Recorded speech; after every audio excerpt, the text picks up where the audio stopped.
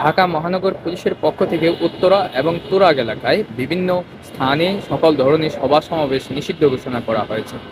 চলুন জানি বিস্তারিত। আজ 18 ডিসেম্বর বিকেল 2টা থেকে কামারপাড়া, আবদুল্লাপুর, উত্তরা, সেক্টর 10 এবং তুরাগ নদের দক্ষিণ পশ্চিম এলাকায় যে কোনো ধরনের সভা সমাবেশ, মিছিল, শোভাযাত্রা এবং বিক্ষোভ নিষিদ্ধ করেছে ঢাকা মেট্রোপলিটন পুলিশ। পুলিশ জানিয়েছে এই আদেশ পরবর্তী নির্দেশ না দেওয়া পর্যন্ত কার্যকর থাকবে। ঢাকা মেট্রোপলিটন পুলিশের মিডিয়া ও পাবলিক রিলেশনস শাখার কর্মকর্তা মোহাম্মদ তালেবুর রহমান এক বিজ্ঞপ্তিতে এ তথ্য জানান।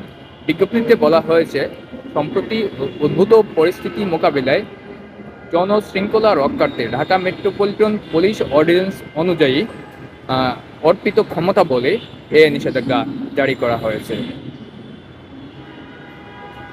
এদিকে গাজীপুরের টঙ্গীতে বিশ্ব ইজতেমা ময়দান দখলকে কেন্দ্র করে দুপক্ষের সংঘর্ষের জেরে এই নিষেধাজ্ঞা দেওয়া হয়েছে। সংঘর্ষের কারণে কাকরাইল মসজিদ এবং ঢাকা মেডিকেল কলেজ হাসপাতালের নিরাপত্তাও জোরদার করা হয়েছে। এছাড়া ঘটনাস্থলে সকাল থেকে 4 প্লাটুন বিজিবি মোতায়েন রয়েছে।